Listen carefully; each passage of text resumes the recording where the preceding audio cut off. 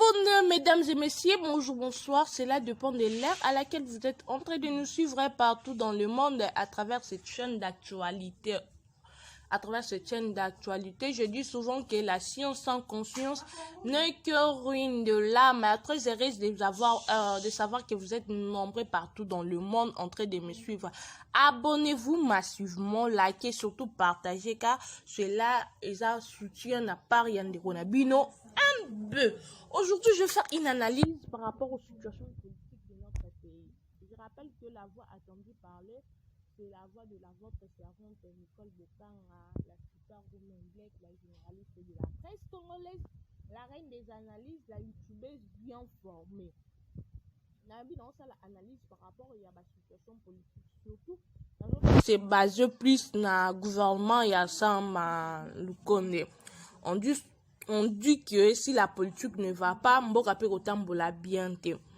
Donc politique n'est pas na base ya marche ou soit ya mamakambe belé ya mboka na biso. Je rappelle que Sama Lukonde, premier ministre, azalaki nommé par président de la République Félix Tshisekedi Tshilombo depuis le 15 février 2021 de cette année.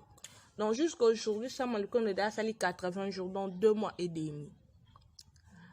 Depuis tout ce temps-là, pendant 80 jours, on a nommé Tozela qui est patient, population qui est patiente, la gouvernement, quand est-ce que le gouvernement est Kobima, quand est-ce que le gouvernement est Kobima, quand est-ce que le gouvernement est Kobima.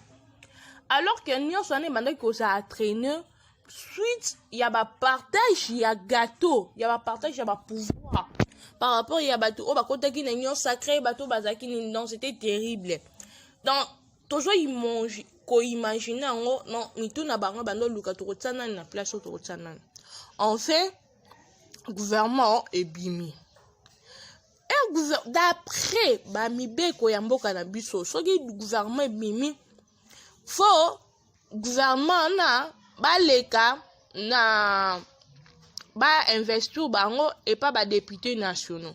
Donc, le premier ministre, il faut présenter plein d'actions devant le député national. Et c'était prévu que le 23, c'est vendredi ici, le samedi, donc c'était hier, le 23 avril 2021, donc le vendredi, que Sama Lukonde, le premier ministre, a présenté plein d'actions devant les députés nationaux. Chose étonnante, les élus les Ituri donc suspendre participation na bango na kati ya plénière pour exprimer douleur na bango, soit réclamation na bango à propos ya massacre de population par le groupe des armées conscients, donc par groupe d'armées. Oh ezaki moi chose étonnante. Toujours moi sima. Le jeudi, je m'excuse pour la team. Vous comprendre. Le jeudi 22 avril, député national et tout ribakene kotika memo na bango auprès à président Félix batiki memo na bango que Jacques Koloba o bango participer na gouvernement heureux. On va participer na gouvernement oyo batika ki mémorandum destiné au chef de l'État na bureau ya président et assemblée nationale ba déclarer leur province na bango ne sont pas présentés au sein du gouvernement de Sama Lukonde tout en menaçant de débloquer l'investiture du gouvernement. Donc c'était ça. On va batika Congo le jeudi 15 avril. Je répète pour le monde place analyse des allées. Le jeudi 15 avril, ce sont de mêmes personnes, donc député Angambwana Into et Batiki, mémorandum na bango destiné au chef de l'État et au bureau du président de l'Assemblée nationale, déclarant que leurs provinces ne sont pas représentées au sein du gouvernement de Sama Lukonde tout en menaçant de débloquer l'investiture du gouvernement. Ouais. Vendredi, boy se présenter raison se présenter s'exprimer donc du genre souci na bango auprès na pour na province na bango pour na ba massacre zo salima par rapport à la population na groupe d'armée to vandi no wala jour ya jeudi ba déclarer le comme sous vendredi ba sali déclaration et le comme sous. Je sais pas qu'est-ce qui se passe dans ces niveaux là. Donc allez-y comprendre le vrai problème, ce n'est pas parce que la population est qui menacée. Le vrai problème est que pour province d'avant, moi j'ai menacé. Pour ça, le mémorandum, déclaration, vous voyez que bateau ba déclarer et comment ba c'est et comment ba lu que l'on suko déjà ba raison. Donc c'était un peu ça dans tout. Bateau na baza ba député national, baza ba salaire ba député nationaux plutôt baza ba salaire ba vivre bien. Alors que non seulement population bango ba se plaindre kuna ba zo ba massacre, il y a aussi ba population mususu ya ba province mususu tel que net Kinshasa, net puis ba province mususu o azo souffrir sur le pire, non seulement pour na ba massacre mais pour nzara. Pour installation exatée. Allez-y comprendre. Donc conscient que de la question de Sama Lukonde et ses warriors devraient donc vite se mettre au travail afin de matérialiser la vision de Félix Tshilombo. Donc, que le bara, bon. Donc, la question est donc, et pas ça Malukonde et ses warriors devraient donc vite se mettre au travail afin de matérialiser la vision de Félix Tshisekedi. Que le bara non seulement vision Félix Tshilombo, ça la musala pour que satisfaire la population où ils souffrent chaque jour.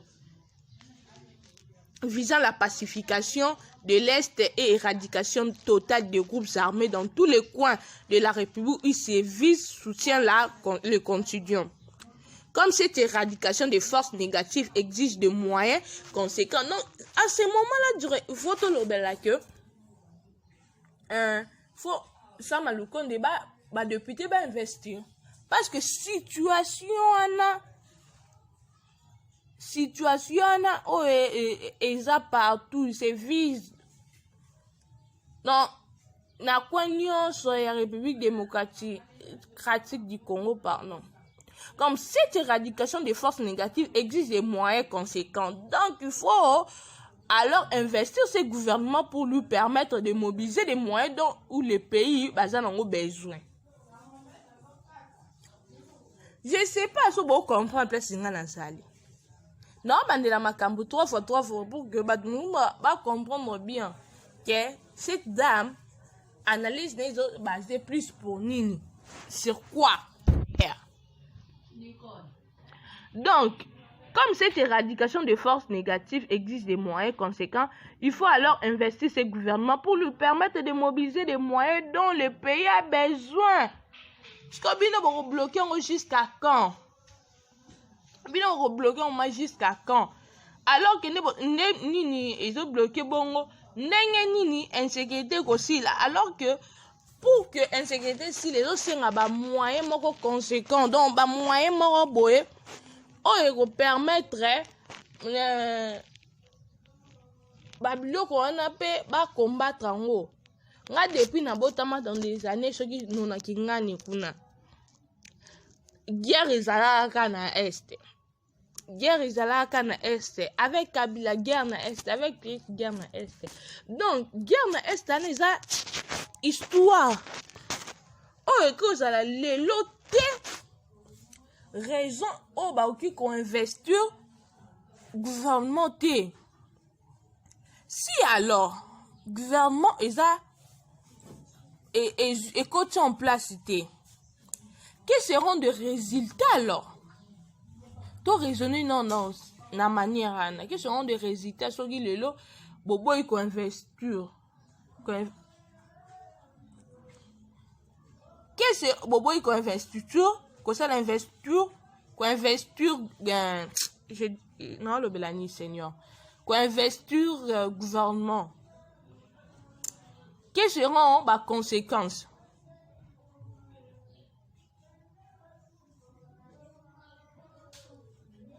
Donc, esengi ke mutu nyonso biso nyonso tozwa mwa conscience wana que bandeko na biso encore bino boye na part ya este ke bandeko ya este bazo souffrir oyo ezalaka souci na biso ya mikolo nyonso ya mikolo tout.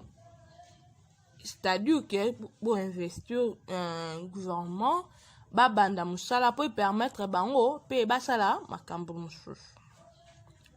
Je pense que dans ce niveau to se faire comprendre que bi ou soit objectif eza na okutu tende to kende ke zongi. Je disais que seront ba résultats ou soit tu switch so bino boboy ko investir gouvernement. Pour moi que pays toujours ngala na sima. Parce que en ce moment-là Egosenga président de la République Félix Tshisekedi Tshilombo appelé communément Fachi Beton à dissoudre l'Assemblée nationale en cas de crise persistante. Oh, par rapport à la revendication en abino pour na poste et autres avantages pour bloquer l'investiture du gouvernement. Parce que lorsque ils ont la raison, c'est la politique. On apprend quand même la politique. Surtout que la politique a lorsque tout le monde va comprendre que ils ont un avantage de bisoter directement si déclaration membre. Et alors, nous la population, faible, lorsque bino banzoko, bozo bunda, biso la population toujours souffrir. Biso intérêt la biso population c'est que pour investir gouvernement, pourquoi? Parce que moi on a travailler. Le long en 2023, moi on a fait ce que tu l'as. Tu as le bilan par rapport à quoi? Sur base d'éléments, on a fait ce que tu l'as bilan. Pour avoir que vous appelez la raison que je n'ai pas eu le temps de travailler et ça les mis que bandit travail tout au bout coalition donc na union sacrée que ça soit gouvernement ba député ba yebati alors que bino bo vendre bien les ceux qui bo bloquer kaka gouvernement oyo et considérer crise membre et c'est persisteur crise persistante c'est ça les mis oyo dû na ba revendication pour na ba poste na bino na ba avantage na bino mususu. Bobi on va bloquer investiture et gouvernement. Dans ces cas-là, et si on to bandela élection, sont quand même réalistes. D'après Bajirambon, il n'y a pas l'argent dans le pays. D'après Bajirambon, bandela l'élection au niveau national et provincial. Organiser l'élection, c'est mis à côté en place tout après installer le gouvernement. Vous voulez quoi d'abord dans ces pays? C'est-à-dire que biso mto élire binona tout ça bino comme si nous va député parce que c'est la population mta comme ça va te député. Donc les acquis défaut ma bé auto sala qui parce que to subir ba conséquences il y a beau. Le long suppose bo bloquer bo tikali kaka na décision na bino. Botika na nini président a destitué gouvernement et assemblée nationale. Et c'est une fois de la élection bon exacté. Un bon exacté na bobu kanen. Non raisonner la politique. Seigneur et c'est un manzambe ta kitana na Congo apoto son politique de M. Tambla non et c'est la conscience il y a manque entre ben biso donc manque j'ai conscience et les choses évoluent. Pourquoi tous à chaque fois processif mon il faut ni tout le monde vous voyez politique amboka na biso moi ba ne belé sali ba te belé ba constitution boye aider les populations parce qu'avant ba tout musu ba no s'intéresser na moté mais les comme biso to yebi loi quand boye na boye salemi il faut nga ko bokelo banga c'est normal peut-être pour exemple mon pandisant maintenant ma maman je suis que constitution lobby boy il fallait ba investir oh ça na ba terme donc ce qui est grave c'est ça c'est beau aussi, hein. Yoka probablement un Wednesday. Oh, bah, mamba gouvernement. Pourquoi? Parce que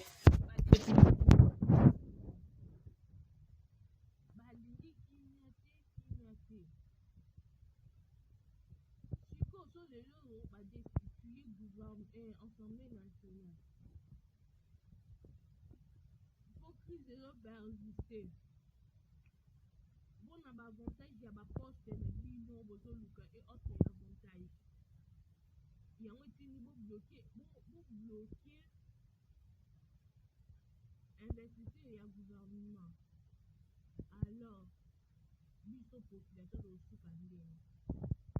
Bilani au président Félix Tshisekedi envoyé la liste en 2020. Est-ce qu'on peut maintenant 2025 la prochaine? Mais bon, le Canadien, bon, le Canadien, non, bon, quoi. Donc, vous avez été mon malade quand même. On a payé au 80% à 70% de ma question. Non, c'est bien. Même si on va traiter de pénaliser. Population a voté bino, donc il a voté mal. Dieu. Ma campagne est en son insécurité zala. Ça demande des moyens conséquents. Il faut alors investir le gouvernement pour que les moyens là cette institution, bana budget na bango bata mam na bango ba s'occuper na ngo. Nzalo eza problème. Et bien que mutu population so nzalo leki auko sa pe guerre, auko comment yemo rebelle. Et alors, social non non que vandi bien de, mais on se vandi bien de. Biso dans un cas na petit dossier to si bazar lango, donc même dans de futilités. Le plénière va reporter. Vos agents quand même, na plénière moussous au bota, pour que c'est présenté. Boti Kassaman Konde a présenté ba plan d'action na wango. Tout peut sa chance na bateau ba koti, ba travailler. Je peux pas travailler malamute. Pour rien sous dans ba analyse. Bino pe na ba député d'après mibe ko brosa la pe wa bino. Parce que Moussa n'a bino mino moya au ba lobe la population. Chose grave au Kenya ba vacances parlementaires, les abosons à base, beaucoup à souci à base et tout. Vacances parlementaires à poto. Buena boye poto. Buena boye poto. Buena boye ok ton anda kuna village na. Buena boye non, les a oka no base. Tellement que belle élection on peut moi les canons kana ndenge leke la kana mboko yo. Yo bo banga raté ebi ke non la rolega raga.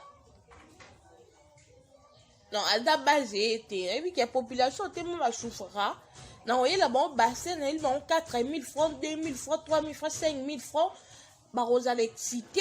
Et bah, ok, de vous voter, mais à devoir na bango, bah, vous avez un choix, bah, vous avez un choix. Na roya, place pour un ils allaient rater, na tient-moi bon. Oh, ils ont un budget à $400, $500. Et si, bah, moni, bah, c'est payé, bah, voter.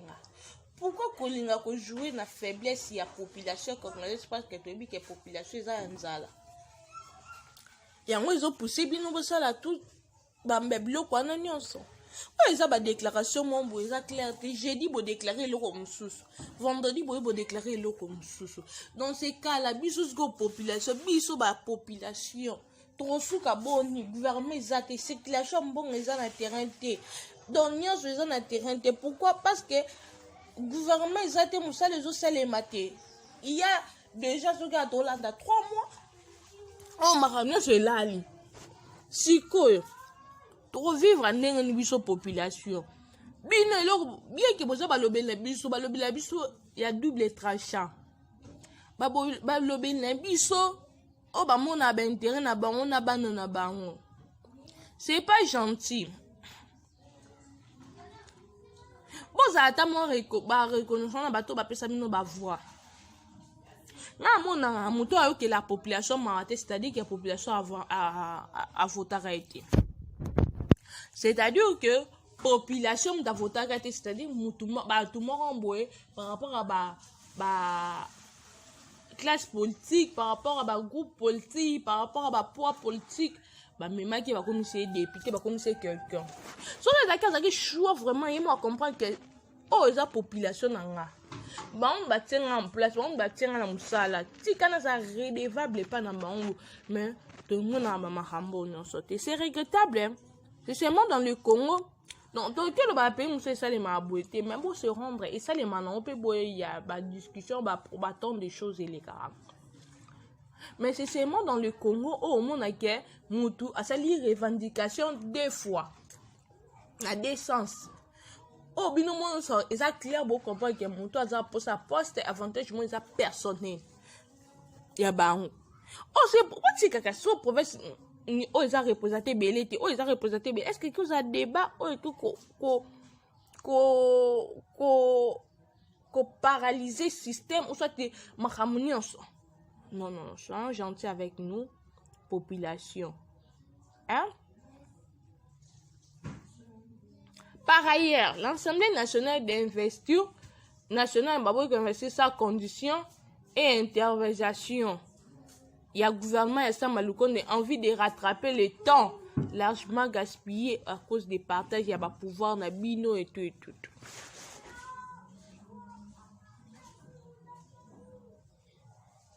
Pour nous rappeler que le groupe, les collectifs dans le groupe, il y a des députés dits révolutionnaires au bas déposé qui jeudi 15 avril mémorandum au bas destiné qu'on est chef de l'État dans la président de l'Assemblée nationale Jacques leur province est à représenter au sein du gouvernement ensemble le compte de tout en menaçant de débloquer l'investiture du gouvernement. Donc dans tout ça donc bon et ça vraiment un avantage de la population de haut on a faire partie de la banque. Population vous comprenez que c'est faible. Donc beaucoup comme ça là comme au bolingi pour n'avoir avantage de but numéro personnel. C'est pas gentil. Toi attaquer binoté météo lo bandé. Parce que bon bah attaquer gouvernement non quand il s'agit il y a roloba pour les camos autombolate na mboka on doit parler. Parce que tout ça on a pas droit. Surtout qu'il y a encore le va péter que le roi Mpandisango étant qu'une citoyenne congolaise constitution doit permettre que si vous trouvez constitution vous êtes au-delà ceux qui citoyenne mort ya mboka amoni que mboka zotambo la bienté article bimalibanda pour nous revendiquer c'est que peut-être on ne fait pas mais juste on y a voix mon boy pour total ça peut voir na biso tolé quand là mon pour total ça peut voir na biso. Quel est notre souci? Souci na biso ça c'est le Congo et nous la population doit vivre bien. On m'a dit population, moi na bambo comme ça poto social il va dépasser, ma monsieur va déplacer. Donc et permettre population na ba développer. Pourquoi ba dépasser nzala? Dépasser ba besoin mike ba courant ba maille et tout. Chaque samedi na Kinshasa je vous dis net l'autre samedi boy. N'évitez, il faut que vous mange donc avec le temps. On a une investigation donc pièce contre pièce. Normalement nous avons la population dans chaque quartier donc je me réveille très tôt. À quitter la carton. Là j'examine que chaque samedi na Kinshasa pas seulement et comment. Donc tout le monde a Kinshasa midura les contrats de ça. Donc ils ont lemba, kalamu, limité, bandal de fois ba côté mususu. Kassavu bukolo bakutute mateke donc ça va commune on a la fréquentera trop ba samedi le matin on a la mona rabalela pas ça mai et na meki kotala kolandela c'est partout na Kinshasa population na la muki akutima ite courez zate papa a joie supprime te. Est-ce qu'on réfléchit pour le développement? Non, que j'en ai pas mal ça va boire qui n'apprend sans pour autant. Aye ba ke baby sinzela Nous sommes condamnés. Non, ils ont stress. C'est que mentalité, on doit changer la mentalité de boire. Moi, tout le stress, c'est que les cas, bouteille, à mon poubelle, il y a un place au bord à bouteille. Ma boîte, on a la balabala, ni stress. Donc, il s'est réveillé. Il cherche à faire, mon athée, en banda, puis il faut que Luca, non, il courait, zate, comment on a repassé, bilamba, téléphone, il y a une chose, c'est tout ça. Et puis, stress, ça, téléphone, il y a un cop, mais tout là. Le fait que, les occidentaux, il y a des passages, des problèmes, il y a des courants, il y a des mailles et tout. Il y a un permettre, on va réfléchir, on va mener, on a développement. Il y a un permettre, on peut réfléchir, sur l'entrepreneuriat, président fait ce que tu l'as, à côté d'un pouvoir, on est habitué, tout ça, payer, il y a un patron, on a kangango.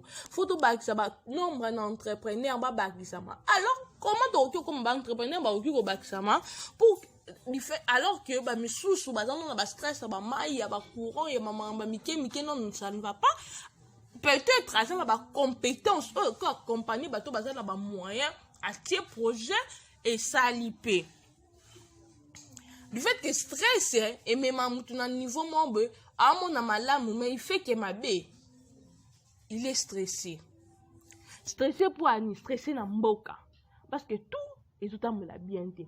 Dans ces cas-là, on peut avoir un gouvernement parce qu'il n'y a pas d'autre moyen au ça là pour te surmonter situation aux populations les lacayes sociales et environnement. Il faut que le gouvernement va en place. Mais si toujours un produit gouvernement, on t'a posé ça maloucon, non, on n'a pas intérêt.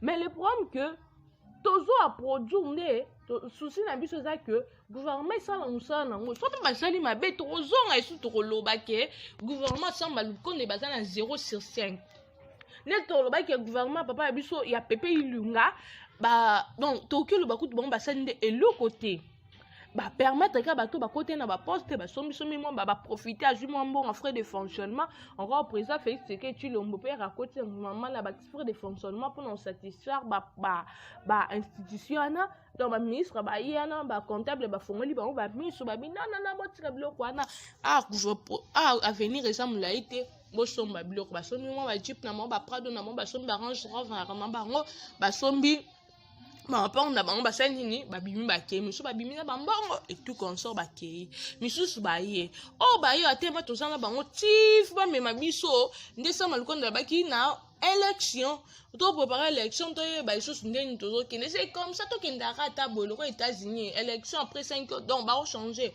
lo bana combien 40e président de la République baza na bango c'est seulement na Afrique ne biloko elekaka. En Afrique, président, moi, dépas, zala, faut pas assassiner, faut couper na liwa moroboy, faut likamon, comment, pour allo, moi. Mais quand même, avec notre pays, tout le monde, moi, change, mais ça l'est mis. Kabila fait son 18 ans de pouvoir, a tiki pouvoir, a tiki mon Félix, tout ce qu'appelle Félix, ça la mondaine, et il y a 5 ans, tout bon, suite, c'est la 2023, s'il va continuer ou pas. C'est la population même de élu président si va trouver que bon so ba moni que bon on Félix soit tikala to et to voter so peut to moni que ça bonté fois kende population majoritaire décidé que fois kenda kai c'est comme ça mais pourquoi vous ça na bloquer so total bien bino bozo vivre bo vendre na départ unique et tout consort pour ne pas parler trop de ces sujets la souki non a pour na lelo donc restez connectés, branchés, scottiers même dans cette chaîne car ici, vraiment, chaque matin, actualité à l'air avec analyse, il y a NB. Donc, chaque matin, restez connectés pour en voir actualité à l'heure où il s'est passé hier, on a pu son attendre, et c'est passé hier, on a pu son attendre pour que, abonnez dans la base à satisfaire, base à réglementer. Non. Abonnez-vous, vous pouvez nous abonner, s'abonner. Et puis au partager ma soutien n'a pas rien de connaître Nicole Bokanga ou Azaka. N'hésitez pas de nous contacter dans le privé. Il y a mon numéro peut-être Zanate so au moment où Zanate l'émission bokiti na ba émission à CCC kuna bon mon numéro nanga contactez-moi dans le privé.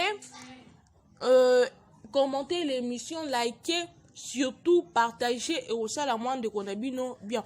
Un grand merci Nabadina sur soutenir Bazam belé partout dans le monde. Je vois mon fils Et mon fils, bien qu'il y ait un grand frère, on a Mika depuis réussir vraiment. Tout ce que tu fais là, ça me va droit au cœur. Bah, partage, nayo, soutien, nayo, bah, idée, nayo, vraiment. Zambeka ya likolonde, ayebi, o, aoki kozongisa, et pas non, donc, Zambene mutu, azongisa, kana, mon yanam, donc, boza, et belé, bolanda, grande sœur propre depuis Belgique, Laetitia.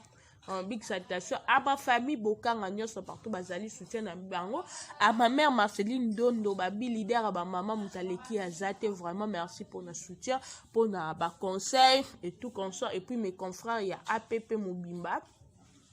Contactez APP aux a besoin de promotion, contactez-moi dans le privé aux agence de presse pour la promotion et ça groupe il y a des journalistes talentueux au baï na mpe pasika pour la promotion ba produit na bino ya biloko na bino nyonso au besoin nango besoin vraiment contactez nous et vous allez moi bien. Et quant à moi je vous retrouve juste prochainement on a élément yasika merci beaucoup mon ami à très bientôt.